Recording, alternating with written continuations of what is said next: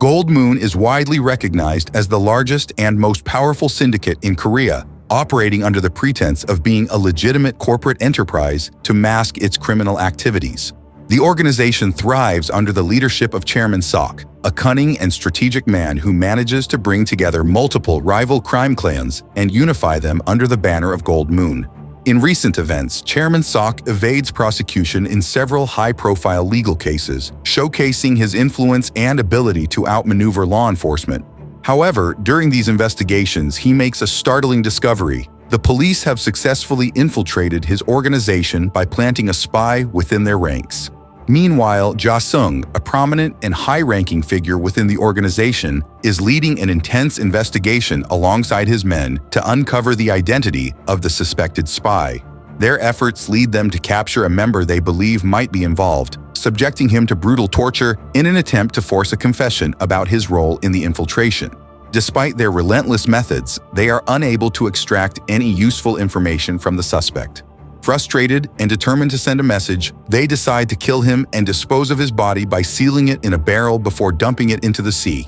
At the same time, Chairman Sok is returning home after spending the evening at his mistress's house, seemingly unaware of the danger ahead. Out of nowhere, a speeding truck appears at an intersection and violently collides with his car. Fortunately, emergency responders arrive just in time, ensuring Chairman Sok is rushed to the hospital before his condition can worsen. As news of the incident spreads rapidly throughout the organization, members quickly converge at the hospital to show their support and solidarity during this critical moment. Among those who gather, Ja-sung meets with Jung-jae, one of the top 3 influential leaders directly under Chairman Sok. Later, Ja-sung makes his way to the airport to welcome another prominent leader, Chung, who has just returned from Shanghai after handling some international operations. Chung, known for his eccentric and unpredictable personality, shares a close bond with Ja-sung due to their long-standing friendship and mutual respect.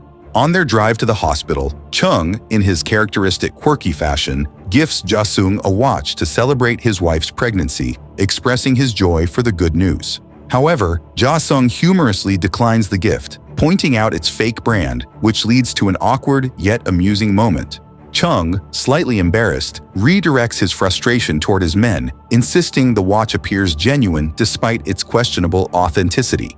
Once they arrive at the hospital, all the key leaders of the organization are already present, anxiously awaiting updates on Chairman Sok's surgery.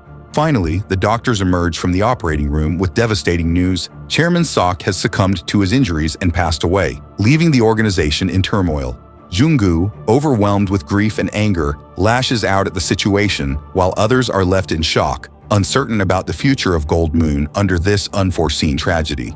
The following day, a grand funeral ceremony is held to honor Chairman Sok's memory, with the entire organization and its allies paying their final respects. However, the police seize the opportunity to conduct surveillance on the event, much to the annoyance of Jung-jae, who confronts them and smashes their camera in a fit of rage. Chief Kang, the head of the police task force investigating Gold Moon, arrives to de-escalate the situation and reprimands his subordinate for provoking the mourners. Jung-jae reluctantly backs off but offers compensation for the damaged camera, avoiding further escalation. Meanwhile, at police headquarters, senior officials convene to discuss the ongoing power struggle within Gold Moon following Chairman Sok's death. Gold Moon, a coalition of 3 powerful clans, the Jaebum clan, the Jeil clan, and the North Moon clan, now faces a critical moment as 3 candidates emerge to compete for the vacant chairman's seat. The first candidate, Chung, has the backing of the North Moon clan and strong connections to the Chinese triad, often overseeing international operations. The second, Jung-jae, is closely aligned with the Jaebum clan and maintains strong loyalty to the late Chairman Sok, making him a formidable contender. The third candidate, Suki, represents the Jeil clan, but his age and diminishing influence make him a less likely choice compared to the other 2. To dismantle Gold Moon from within, the police devise a plan to manipulate the succession process, aiming to exploit the internal conflicts and weaken the organization. Meanwhile, Ja-sung is seen playing a board game with an unidentified woman in what appears to be a casual setting. During their conversation, he mentions an upcoming board meeting scheduled in 2 days to discuss the organization's future leadership. Shortly afterward, he grows visibly agitated and heads to an abandoned building for a secretive meeting with none other than Chief Kang. Here, it is revealed that Ja-sung is an undercover police officer who has infiltrated Gold Moon for the past 8 years, working his way up to become the 5th in command. Despite his deep cover, Ja-sung is furious with Chief Kang for breaking the promise that his mission would end after taking down Chairman Sok. However, his handler informs him that he is now required to take part in a critical mission aimed at shaping and influencing the succession process. Ja-sung, feeling both frustrated and disheartened, grapples with the reality that Chief Kang has been aware of his wife's pregnancy all along, even going as far as gifting them something symbolic, which clearly indicates that someone has been secretly observing his every move. Although deeply disappointed by the unfolding events, he finds himself left with no viable options but to comply with the circumstances. 2 days later, the much-anticipated board meeting proceeds without delay, during which the members unanimously agree to hold a voting session the following week to determine who will take on the prestigious role of chairman. As anticipated, 2 opposing factions take shape, one rallying behind Chung and the other supporting Jung-jae, each vying for dominance in the syndicate. Ja-sung, despite being closer to Chung and sharing his vision, chooses not to openly align himself with either faction, keeping his allegiance ambiguous. After the meeting concludes, Ja-sung accompanies Chung to the parking lot, where they engage in a brief yet critical conversation. During this exchange, Chung informs Ja-sung about his imminent return to Shanghai to attend to some business matters, instructing him to vigilantly monitor his office and ensure Jung-jae doesn't make any opportunistic moves in his absence. Their conversation is abruptly interrupted when a car speeds toward them, narrowly missing them before screeching to a halt. It turns out to be Jung-jae behind the wheel, deliberately attempting to provoke them with his reckless antics before driving away with a smug expression. In the following scene, Ja-sung meets his handler in a dimly lit location to provide updates and seek clarification about the mission. Frustration builds as his handler refuses to divulge any details, citing strict adherence to protocol, leaving Ja-sung feeling even more uncertain and vulnerable about his precarious situation. Despite his growing distrust of the system, Ja-sung has no choice but to comply, as disobedience could jeopardize his safety. Before parting ways, Ja-sung informs his handler about Chung's scheduled flight to Shanghai the next afternoon, a crucial piece of information. Meanwhile, Jung-jae summons another influential leader to his office, attempting to intimidate him into siding with his faction, using threats and manipulation as leverage. The following day, Ja-sung accompanies Chung to the airport, where he notices an unsettling number of undercover police officers discreetly observing their movements. The sight of these officers makes Ja-sung increasingly anxious as he fears something unexpected might occur. After Chung clears security, a group of officers intercepts him and escorts him to a secluded interrogation room. Inside, Chief Kang presents Chung with a detailed investigative report on Gold Moon, exposing internal data that could only have been obtained through a spy embedded within the organization. Chung, visibly shocked by this revelation, listens as Chief Kang proposes a secret alliance to eliminate Jung-jae, which would pave the way for Chung to ascend to the chairman's position without resistance. Chief Kang proposes that he take the time to carefully reflect on it during his flight to China. Before leaving, Chung becomes suspicious and questions how the police had prior knowledge of his flight to Shanghai, suspecting foul play. While on the plane, Chung contacts his lawyer and orders a thorough background check on Chief Kang, also arranging for the infamous Chinese hitman group, the Yanbi and Hobos, to eliminate any spies lurking within his organization. Back in Korea, Chief Kang mobilizes his team and raids the restaurant where Jung-jae and his men are casually having breakfast. Presenting a certified arrest warrant, Chief Kang takes Jung-jae into custody, but not before Jung-jae cryptically accuses Chung of betrayal, leaving the police chief to respond with an ambiguous smirk. When news of Jung-jae's arrest reaches Chung, he immediately cuts his trip short and returns to Korea, determined to confront Jung-jae and clarify the situation. Upon his arrival, Chung wastes no time and heads straight to the facility where Jung-jae is being held. Their heated confrontation ends with Jung-jae issuing a chilling threat, while Chung vehemently denies any involvement in the betrayal. Later, Chung arranges a private meeting with Chief Kang in an empty stadium, offering him a box of mooncakes as a gesture of gratitude. However, when Chief Kang opens the box, he discovers bundles of cash concealed inside, revealing Chung's attempt to bribe him in exchange for future favors.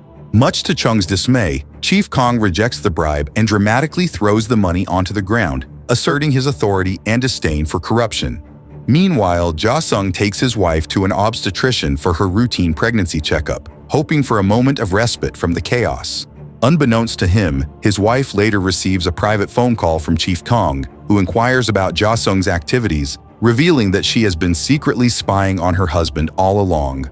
Like her husband, she too feels that the pressure from this mission has become too overwhelming and stressful, and she is now seriously contemplating leaving her role, unable to bear the emotional toll it takes on her.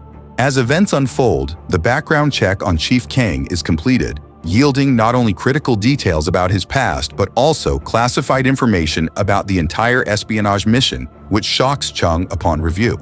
In the meantime, the Yanbian hobos arrive in Korea, preparing to begin their mission. Suddenly, Ja-sung calls Chung, inquiring about his unexpected arrival in Korea. As usual, Chung acts as if nothing is wrong and tells him to meet at a warehouse, claiming he has a surprise for him. Though Ja-sung has a nagging sense of unease, he feels compelled to accept the invitation, suspecting that refusing could raise suspicion. From the hacked files, it becomes evident that the Yanbian hobos, the notorious group of Chinese hitmen, have already taken decisive action to initiate their mission. Their first target is Ja-sung's handler, whose identity they uncover through the leaked documents. When they track her down, the woman attempts to fight back fiercely, but despite her resistance, the hitmen overpower her and manage to capture her alive. Later that evening, Ja-sung arrives at a dimly lit warehouse accompanied by his trusted subordinate, Suk-moo, both of them on edge due to the cryptic nature of Chung's summons. Chung instructs Ja-sung with a sly grin to open a barrel and see the surprise he promised during their phone conversation earlier. With a mix of caution and trepidation, Ja-sung slowly approaches the barrel, his heartbeat quickening with every step, before finally lifting the lid. To his utter horror, he discovers his handler inside, barely alive, dressed in nothing but her underwear, her body covered in blood and bruises from apparent torture.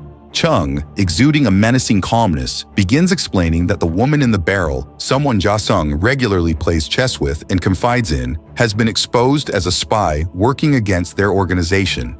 As the weight of the situation dawns on him, sweat drips down Ja-sung's face while Chung hands him a mission file containing meticulously detailed information about every operative involved.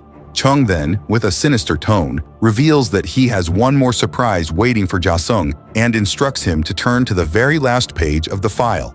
Before Ja-sung can fully process what is happening, Chung suddenly grabs a nearby shovel and strikes Suk-moo with violent force, leaving no room for hesitation.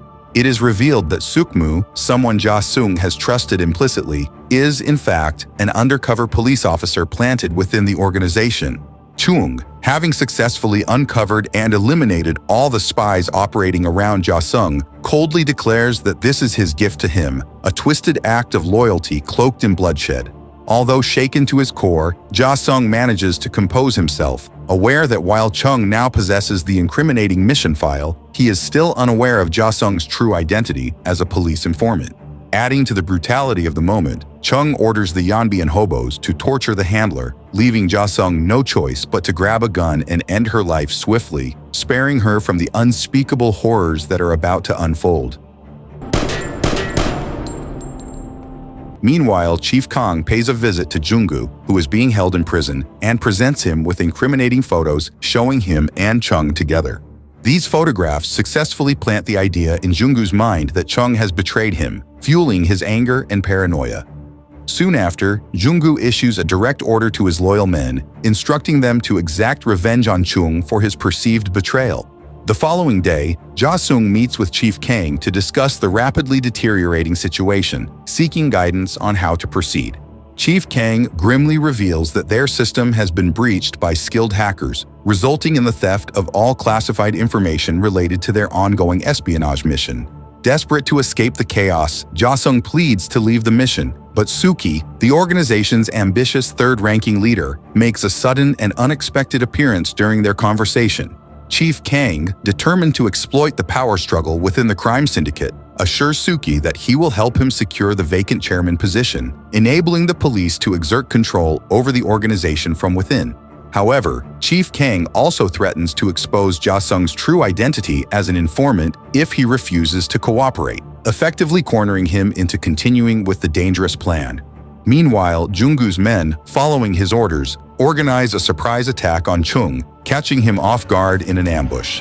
Despite being vastly outnumbered, Chung fights back with relentless determination, managing to take down several of his attackers. However, during a brutal encounter inside a crowded elevator, Chung sustains severe injuries, leaving him gravely wounded by the time the assault ends. At the same time, Jung-jae's men launch a separate attack targeting Ja-sung's wife, but the police, having anticipated the move, are already on high alert and intercept them. Unfortunately, the sheer shock and stress of the attempted attack caused Ja-sung's wife to suffer a miscarriage, devastating the couple. The doctor later informs Ja-sung that the trauma and emotional strain have severely impacted her pregnancy, leaving him guilt-ridden and furious. Eventually, news of Chung's condition reaches Ja-sung, prompting him to visit his critically injured friend in the hospital, where he clings to life. Chung, sensing his time is running out, summons the strength to speak with Ja-sung one final time, advising him to choose a side and protect himself, subtly hinting that he might have known Ja-sung's true identity all along. Before passing away, Chung mentions that he has left a parting gift for Ja-sung in his office, one that might bring him some closure. Shortly after, the crime syndicate holds its second funeral within a month, mourning both Chung's death and Jung-jae's incarceration, while tensions within the organization continue to escalate. Suki, now more determined than ever, sees Chung's demise as a clear opportunity to finally claim the chairman position he has coveted for so long. Meanwhile, Ja-sung visits Chung's office and, after searching the premises, finds a hidden safe containing both the mission file and a watch, a genuine and expensive gift Chung had once promised him. It is only at that moment that Ja-sung realizes the depth of their friendship, but tragically, it is already far too late to make amends. On the crucial day of the vote to determine the organization's next leader, Suki, brimming with confidence, instructs Ja-sung to accompany him to what he claims is the board meeting. Ja-sung, although wary, agrees and joins Suki in his car, expecting a tense but straightforward meeting to finalize the syndicate's leadership. To Ja-sung's surprise, the car veers off the expected route and heads toward a remote, desolate area far from the city.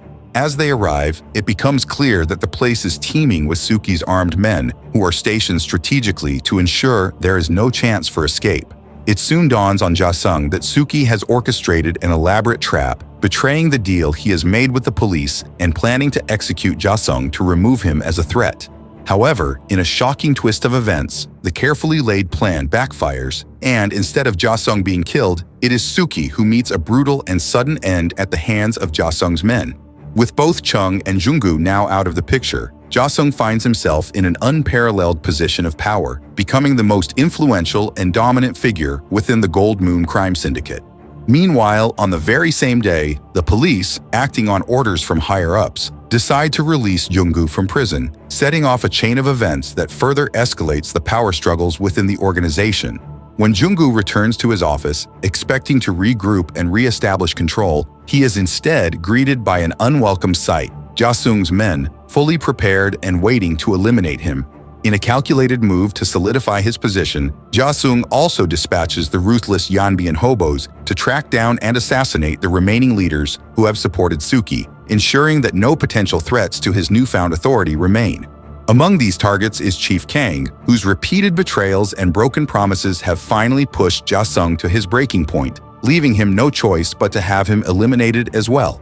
After years of living a double life, juggling loyalties, and making unbearable sacrifices, Ja-sung finds himself exhausted and disillusioned by the endless deception and manipulation involved in being a spy for the police. In the final, climactic scene of the story, Ja-sung stands at the pinnacle of power and makes a life-altering decision. He chooses to fully embrace his role as the chairman of the Gold Moon crime syndicate. Rejecting the constraints of his past alliances, Ja-sung resolves to live life on his own terms, free from the control of both the police and the shadows of his former identity. And so, the movie concludes with Ja-sung stepping into his new life as a powerful and independent leader, leaving behind a trail of betrayal, violence, and hard-won freedom. Thank you so much for staying till the end. If you enjoy this video, please consider leaving a like, and don't forget to subscribe and hit the notification bell for future uploads.